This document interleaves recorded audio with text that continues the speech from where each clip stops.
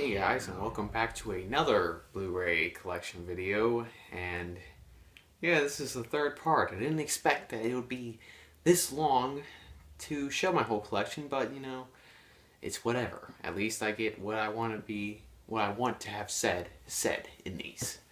One thing I want to cover in these Blu-rays. Now, there was a comment on the last Blu-ray collection video of how I don't have certain Blu-rays. And I will say that out of my whole Blu-ray collection, 90% of them are movies I have never seen before. And the reason for that is I don't have good internet. I can't stream or get movies elsewhere. With rentals, you really can't rent any classics or movies that are highly praised that haven't been made this year or last year. So my only resource for watching films that are old or whatever year they're made is to buy them on Blu-ray. So that's what I spend most of my money on in terms of my Blu-ray collection, movies I haven't seen before.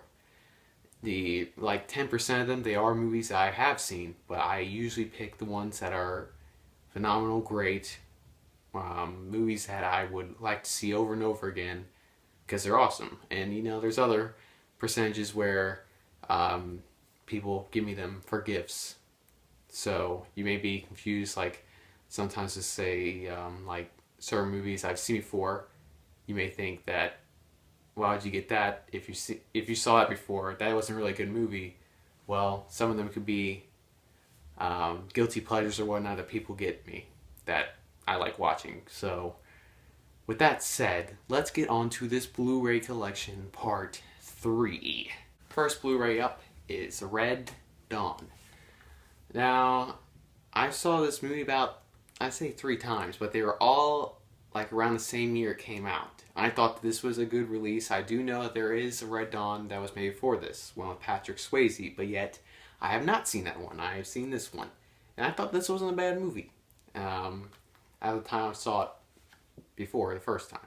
Another film I have is Robin Hood. I picked this up at Five and Below for $5, and it was a pretty good movie. It was rather slow in parts, and there were some story elements to it that could have been worked better in their favor, but overall this was a good release. I think that Russell Crowe did a fantastic job in his acting, and there were quite a bit of memorable scenes, including the final scene with the huge battle that they had. The declaration says, "Pursue what makes you happy." Well, I'm pursuing something, and people don't seem too happy about it. That was my Rocky impression. Because why? The Rocky Blu-ray collection. I got this as a gift for Christmas because why? I have not seen Rocky before until I got this. This has all the Rocky movies, not Creed, the spin-off. I have not seen that one. But I thought that this was a fantastic collection. You may think, what more can you do with a Rocky movie after the first one? Because it's kind of a set one story type thing. But there's a lot of opponents Rocky could fight, and that's what he did in these movies. They're all relatively good. The sequels weren't as good as the classic, obviously, but they were entertaining. The fourth one, I will say that was my least favorite one. You ain't gonna believe this, but you used to fit right here. I'd hold you up and say to your mother, this kid's gonna be the best kid in the world. This kid's gonna be somebody better than anybody ever knew. And you grew up good and wonderful. It was great just watching you every day. It was like a privilege. Then the time come for you to be your own man and take on the world, and you did. But somewhere along the line, you changed. You stopped being you. You let people stick a finger in your face and tell you you're no good. And when things got hard, you started looking for something to blame, like a big shadow. Let me tell you something you already know. The world ain't all sunshine and rainbows. It's a very mean and nasty place, and I don't care how tough you are, it will beat you to your knees and keep you there permanently if you let it. You, me, or nobody is gonna hit as hard as life. But it ain't about how hard you hit. It's about how hard you can get hit and keep moving forward. How much you can take and keep moving forward. That's how winning is done. Now, if you know what you're worth, now go out and get what you're worth. But you gotta be willing to take the hits and not pointing fingers saying you ain't where you wanna be because of him or her or anybody. Cowards do that, and that ain't you. You're better than that. Another Blu-ray I have is Smallville Season 6. Now, the same thing with Breaking Bad. This is the only season of Smallville I have on Blu-ray, and I got it as a gift, so it wasn't like I was aiming to get the rest of these on Blu-ray because they kind of started at Season 5 or so with the Blu-rays. I just got this as a gift. I have the rest on DVD, and this is a good show. I actually like it. Some people may not think that. Maybe it's a little too kiddish for some people, but I thought it was pretty good. Not kiddish really, but I guess for teens. Next movie I have is Snitch. Now this is one of the movies that I saw before in a rental that I thought was actually really good. Second time around it wasn't as fantastic as I first saw it, but it was still a very good movie. I don't know why I like it so much. It's just, it's The Rock in it. I guess that has to do something with it, because The Rock he is awesome. He is just truly awesome, and in this movie, he plays a great role. I like this movie for some reason. And after seeing Breaking Bad, some stuff in this could seem kind of watered down because they do deal with drugs, but I think it's a good movie overall. Next movie I have is Snowpiercer, a movie that is gruesome, gritty, and goodness, it is full of violent stuff and things that make you think, but it is a very original movie, and I enjoyed watching it. Once this journey kept going, once you got further towards the end, I was a little frustrated at it going towards the end because so much stuff happened that was bad in terms of these characters that was like, what's even the point now? And at the ending, it definitely made me bring this movie down points because I wasn't liking the ending all too much. But as a whole, I will say this was a fun movie. It's very original, and if you want to try it out, I say go for it. Next film, Source Code. You see this weird writing on it, code source and whatnot, because this is a part French release. I got this at Movie Stop. I wasn't really keen on getting it because of this French lettering, but I was like, you know what, whatever. It looks brand new on the inside. It looks like someone hasn't even touched it. Put it in, just switch to English, and it's all good. This is a interesting release. I did like the concept of it, and Jake Gyllenhaal is a great actor, especially in his newer films like Nightcrawler and Southpaw. He does a fantastic job as an actor, and he's one of my favorites. Next Blu-ray I got is actually what I got with Robin Hood at Five Below, Speed Racer. I never watched the series, the animated series. I did see a spoof episode of Fairly Odd Parents making fun of this, or it was like a movie. I don't know. I watched it. I had fun. It was a good time, but it was an average movie. It wasn't anything grand. It has a weird type of cinematography to it. Everything looks like it's done on a green screen and like cartoonish, but I don't know, it'd be fun. It's definitely fun for kids if you want to show your kids this release. Whoever has kids out there, whoever is a kid, you probably like this one. Next movie is a DC Comics cartoon movie, Superman Unbound. I actually thought this was pretty good. There was a lot of good story elements to it. The animation was pretty good. 2D animation. Can't go wrong with that. A lot of people are switching to 3D animation now, big companies, but DC likes to stick with their 2D. And this was a fun adventure for Superman, and I had fun watching it. I will find you, and when I do, I'll kill you. Taken. A movie that was so great that its sequels were awful. I don't even know what I was going with there. What I just said right there. I should cut that out. No, I shouldn't. Taken. I got this movie because of all the great acclaim that's gotten. And once I watched it, I had to agree with a lot of people. This was a fantastic movie. It was riveting, it was gripping, it was great. And I really enjoyed it. And the thing is, I wanted to get Taken 2. And if you ever see my part 1 video, or I guess it's part 1, maybe part 2, Gladiator. Yeah, I got Gladiator because of Taken 2, because Taken 2 was a load of garbage. That movie was bad. Don't see that movie. This is good. Don't see Taken 2. Don't see Taken 3. Taken 1 is where it's at. You see Taken 2 or Taken 3, you're going to be disappointed like I was. Taken 3, where apparently the writers love bagels so much that they made Liam Neeson say it at least twice. Taken 2, a movie where, you know, it's okay to throw bombs across the city and no police will get you. I guess that's fine. And let's take like 20 different shots of Liam Neeson jumping over a fence. Good times. Great movie. Please, watch it sometime. The next movies I have are kind of, you know, like a Matt Damon palooza in a way. The first Blu-ray being The Adjustment Bureau. Now, this was a very interesting concept. I like sci-fi, and this had some stuff to do with sci-fi.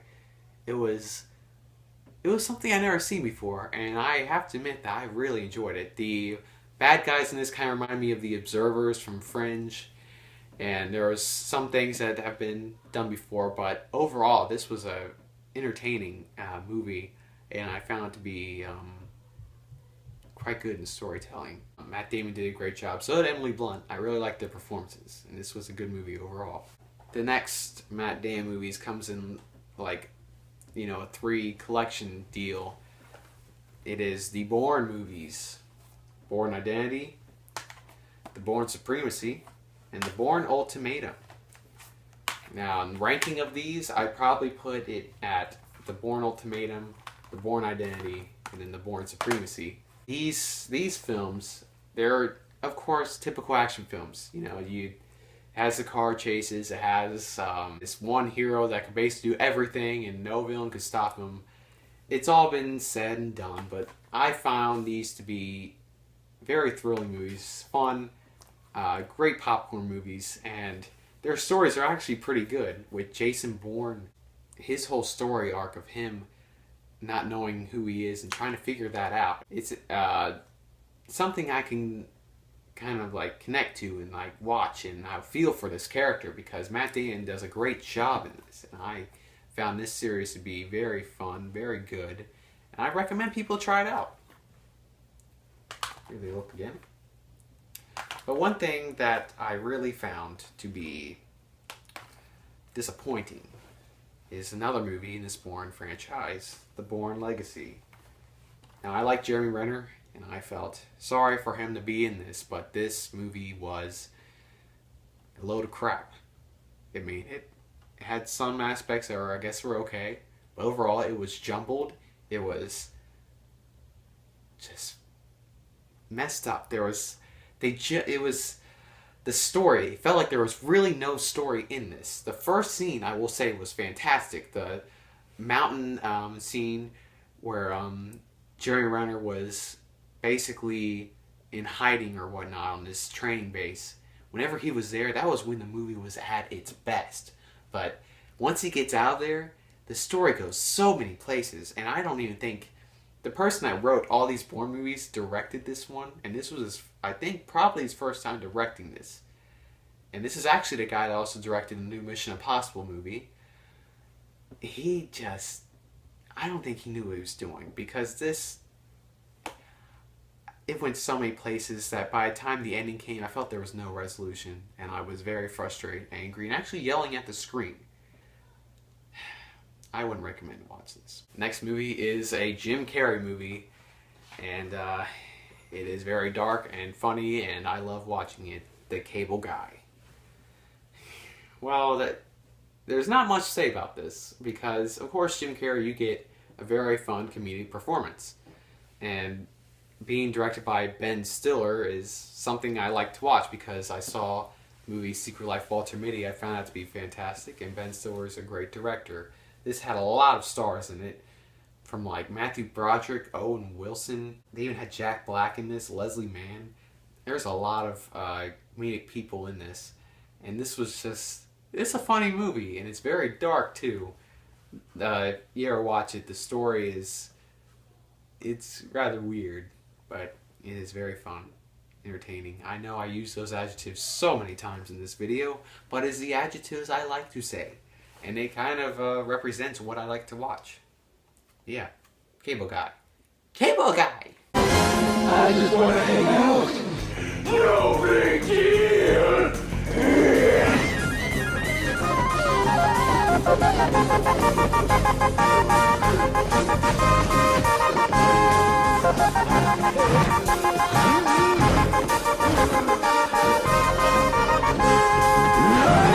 The next Blu-ray in my collection is The Dark Knight. A lot of controversy around this movie. Basically saying that, you know, there are people that say this is one of the best comic book movies of all time. Then there's people that say, hey, that is not true. This was not that good. It was overrated.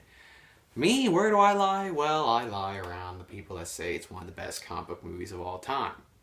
Why is that? Because of its many themes. The story in this is fantastic. The characters are great. The storyline is riveting. It is such a well-crafted film. And I don't know how people could hate it. It's just too good. I mean, look at this. Now, everyone who has seen this should agree that Heath Ledger has to be one of the best Jokers, actually probably the best Jokers that has ever been, you know, put on TV or a movie, film form. I mean, Jack Nicholson is good, but he's more of the comical type guy. This is just dark, and it's just awesome in a way.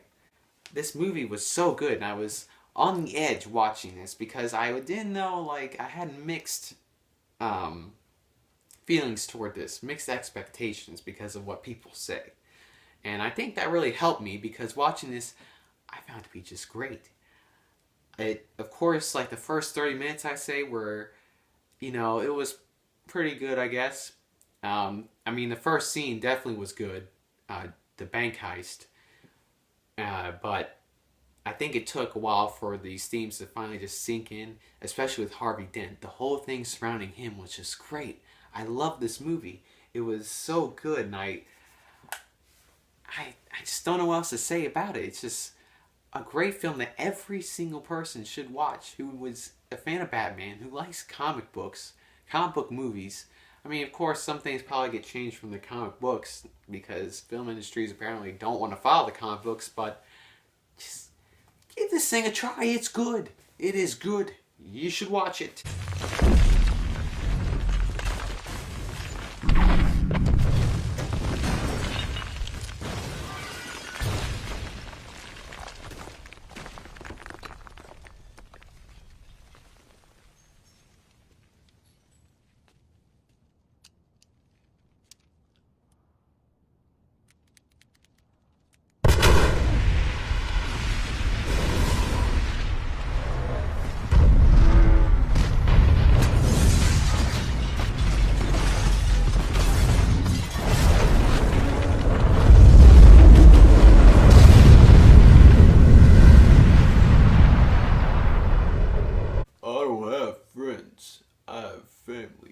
That probably sounded like Rocky, but I was trying to do a Vin Diesel impression.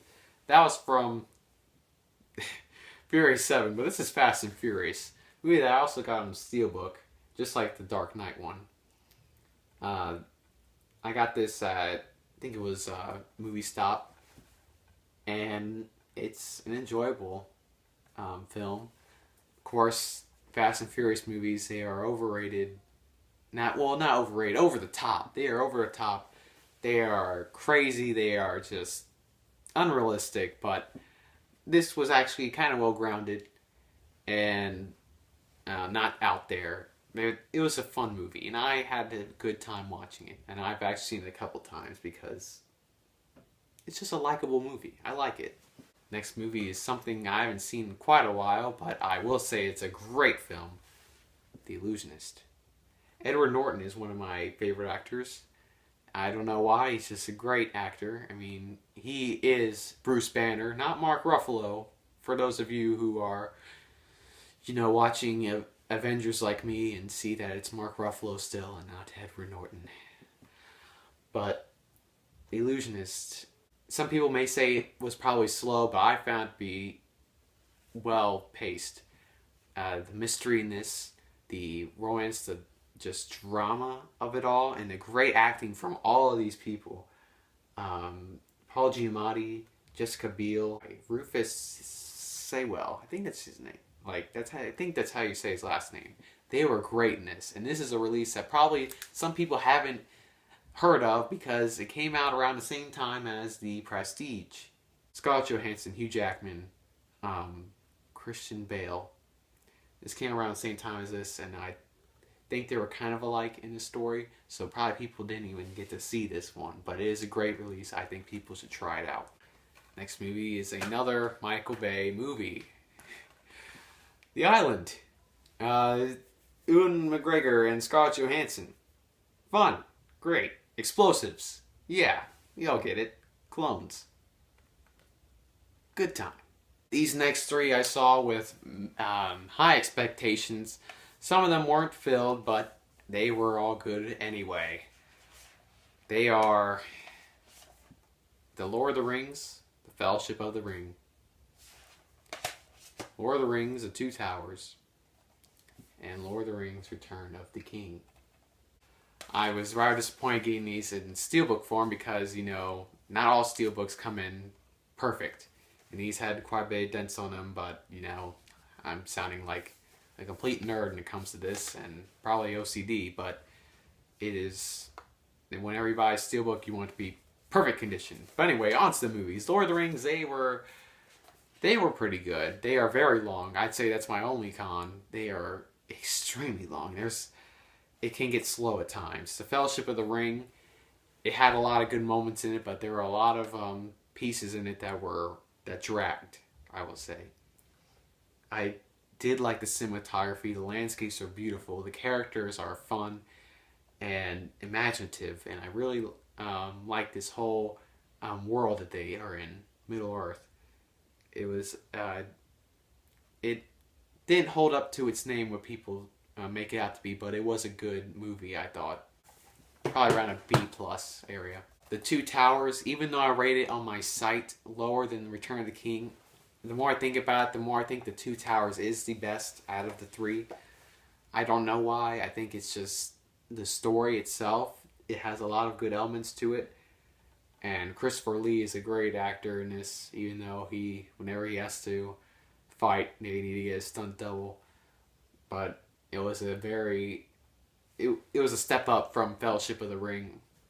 And good as well. Of course, it had a lot of parts that dragged, but it was good overall. And Return of the King, that one I rate higher than The Two Towers, but like I said, I probably think that Two Towers is better.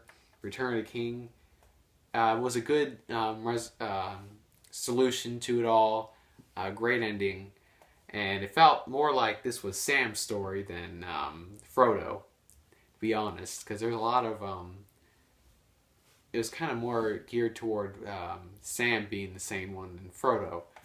Either way, this was a good movie. Special effects were great, and this actually won or was nominated for Oscars. I think it won some. Another good release. Lord of the Rings. You shall not pass.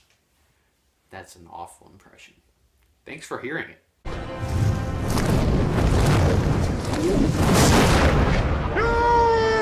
Shall not pass!